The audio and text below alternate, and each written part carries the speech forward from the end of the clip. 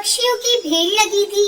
तभी पक्षी चाट और पानी पूरी के मजे ले रहे थे, लेकिन तभी जंगल के बीच लगा गटर का ढक्कन खुल जाता है और उसके अंदर से एक मगरमच्छ बाहर निकलने की कोशिश करने लगता है। अरे बाप रे, ये मगरमच्छ यहाँ कैसे आ गया? अरे भागो रे भागो। उसको देख सभी पक्षी घबराकर इधर उधर भागने लगते हैं। तभी टुनटुनी नाम की एक चिड़िया अपने बिल्ली के साथ वहाँ से गुजर रही थी। अरे ये पक्षी इस तरह डरकर क्यों भाग रहे हैं? लगता है जंगल में कोई मुसीबत आई है। नजर मगरमच्छ पर पड़ती है, उसके मुंह से खून निकल रहा था। अरे कोई मुझे इस मेन हॉल से बाहर निकालो। अरे भगवान की खातिर कोई तो मेरी मदद करो। अरे नहीं, ये तो बुरी तरह घायल है। बेचारा मदद के लिए पक्षियों को पुकार रहा है, लेकिन कोई भी उसकी मदद नहीं कर रहा है। चलो दोस्त, इसकी मदद करते हैं। ये कहकर वो उसे वहाँ से बाहर निकाल लेती है और मगरमच्छ को अपने घर ले जाती है और उसकी अच्छी तरह पट्टी करके सेवा करती है। फिर कुछ ही दिनों में वो मगरमच्छ पूरी तरह ठीक हो जाता है। अब तुम पूरी तरह ठीक हो गई हो, जहाँ जाना चाहो जा सकते हो। मगरमच्छ सर हिलाकर वहाँ से चला जाता है, लेकिन बाहर जाते ही वो एक विशाल भूतिया चिड़िया की आत्मा के रूप में बदल जाता है। ये पक्षी कितने बेवकूफ होते हैं, बिना जान पहचान सोचे समझे किसी की भी मदद कर देते हैं। इन्हें नहीं पता कि इनके साथ क्या होने वाला है। तभी सामने से एक बस आ रही होती है। वो भूतिया चिड़िया की आत्मा उस बस को रोककर उसमें चढ़ जाती है और उसे देखकर पैसेंजर घबरा जाते हैं। अरे ये क्या? भूतिया चिड़िया की आत्मा। मेरी तो किस्मत खराब थी जो आज मैं इस बस में सफर कर रहा था। हे भगवान, अब हमारा क्या होगा? तुम लोगों में से कोई भी इस जंगल से बाहर नहीं जा सकता। मैं भूतिया चिड़िया की आत्मा हूँ। तुम पक्षियों को खाने के बाद मैं इस दुनिया की सबसे शक्तिशाली भूतिया चिड़िया की आत्मा बन जाऊंगी। उसके बाद यहाँ सिर्फ मेरा ही राज होगा, राज। इतना कहकर वो सब पक्षियों को एक गुफा में कैद कर लेती है। फिर एक रात टुनटुनी नदी में पानी भरने जाती है, लेकिन तभी अचानक नदी के पानी से वो विशाल मगरमच्छ बाहर निकल आता है। अरे ये तो वही मगरमच्छ है जिसकी मैंने मदद की थी, लेकिन इतना बड़ा कैसे हो गया? अरे तुम तो वही हो, तुम मेरे साथ मेरे घर चलो, मैं तुम्हें ढेर सारे फल खिलाऊंगी। तभी वो अपने असली रूप में आ जाती है। अपनी बकवास बंद कर चिड़िया, तूने मुझे बेवकूफ समझ रखा है क्या? मैं फल नहीं खाती, मैं तो पक्षियों को खाती हूँ। आज तू मेरा शिकार बनेगी। अब मैं तुझे पकड़ कर अपनी गुफा में ले जाऊंगी। ये कहकर वो उसे अपने साथ गुफा में ले जाती है और वहाँ पर कैद सभी पक्षियों को पेड़ के पास ले आती है। फिर आग जलाकर उसके ऊपर एक बहुत बड़ी तेल में भरी कढ़ाई रख देती है। देखते ही देखते कढ़ाई में भरा तेल गर्म होकर खौलने लगता है। वो टुनटुनी को पकड़ कर उठा लेती है। मेरी जान बचाने वाली चिड़िया, अब मैं सबसे पहले तुझे ही तेल में फ्राई करके खाऊंगी। चल मरने के लिए तैयार हो जा। लेकिन तभी टुनटुनी का बिल्लू बिल्ला वहाँ आ जाता है। टुनटुनी को छोड़ दे एहसान फरामोश चिड़िया, वरना मैं तेरी जान ले लूँगा। लगता है तू भी इन पक्षियों के साथ मरना चाहता है। चल ठीक है, मैं अभी तेरी ख्वाहिश पूरी कर देती हूँ। ये कहकर वो उसे मारने के लिए आगे बढ़ती है, लेकिन तभी वो बिल्ला उस भूतिया चिड़िया की आत्मा को गरम तेल की कढ़ाई में धक्का दे देता है। अरे मर गई रे, ये तेल तो बहुत गर्म है।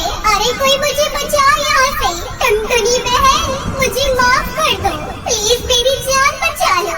मैं दोबारा किसी को परेशान नहीं करूँगी। फिर देखते ही देखते वो भूतिया टूनी चिड़िया की आत्मा गरम तेल में जलकर मर जाती है। उसके बाद सभी पक्षी हंसी खुशी अपने घर लौट जाते हैं।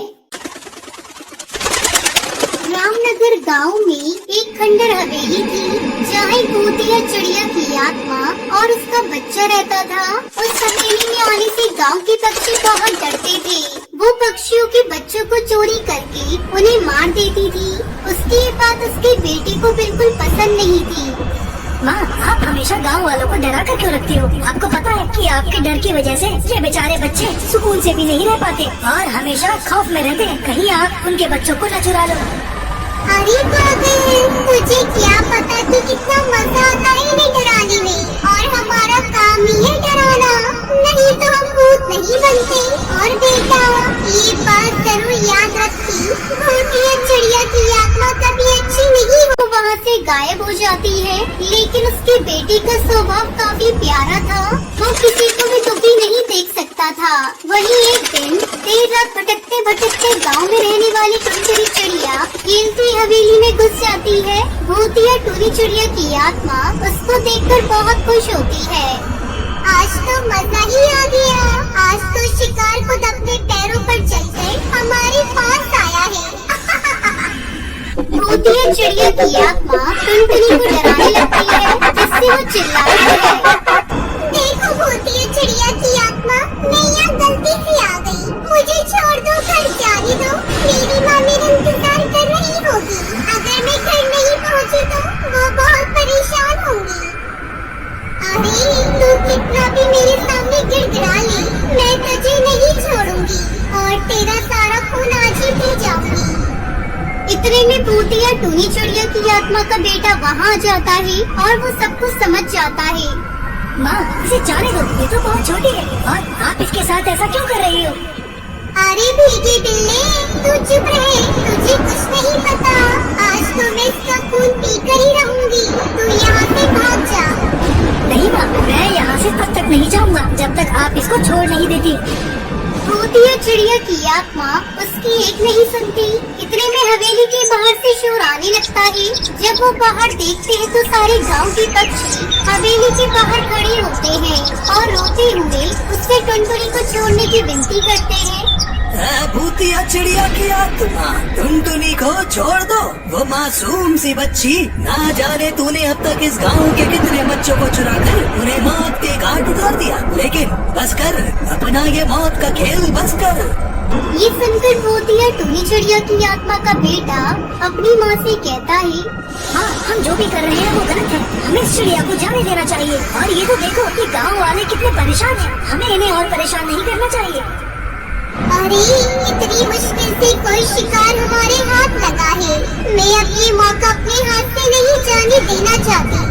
यही मौका है हमारे पास के पूरे गांव को हम अपनी मुट्ठी में कर सके। ठीक है माँ, अगर आप इस चिड़िया को नहीं छोड़ सकती तो मैं अपने आप को इस गांव वालों को सौंप दूंगा।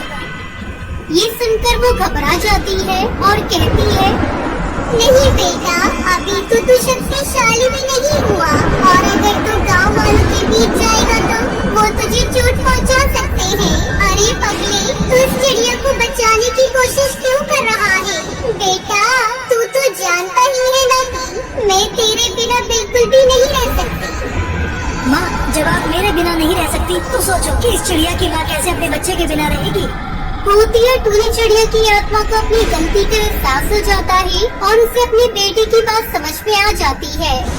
हाँ हाँ बेटा, मुझे माफ कर दे, मुझे तेरी बात समझ में आ गई है। मैं इस चिड़िया को छोड़ने के लिए तैयार हूँ और गांव वालों से माफी मांगने के लिए भी तैयार हूँ। ये सुनकर उसका बच्चा खुश होता है और अपनी माँ के गले लग जाता है। दोनों मिलकर टुनटुनी चिड़िया को गांव वालों के पास छोड़ आते हैं और भूतिया टूनी चिड़िया की आत्मा उनसे अपनी की हुई गलती की माफी मांगती है और उस हवेली को हमेशा के लिए छोड़कर चली जाती। एक जंगल में भूतिया टूनी चिड़िया की आत्मा रहती थी। वो बहुत ही दयालु स्वभाव की थी। वो सब पक्षियों की मदद करती थी।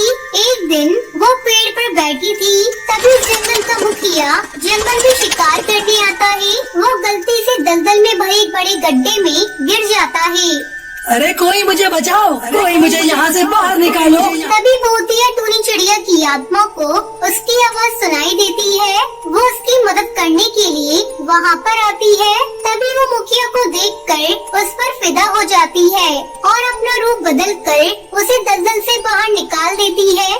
मेरी जान बचाने के लिए तुम्हारा बहुत बहुत शुक्रिया। अगर तुम वक्त पर नहीं आती तो मैं दलदल में डूब जाता। कोई बात नहीं, ये तो मेरा फर्ज था। हमें हमेशा मुसीबत में दूसरों की मदद करनी चाहिए। उसके बातें सुनकर मुखिया बंटी उसे पसंद करने लगता है और अगले दिन से वो रोज उससे मिलने के लिए जंगल आने लगता है। फिर एक दिन बंटी उसके सामने शादी का प्रस्ताव रखता है और भूतिया टूनी चिड़िया की आत्मा उसे हाँ कर देती है। उसके बाद बंटी भूतिया टूनी चिड़िया की आत्मा से शादी करके उसे अपने घर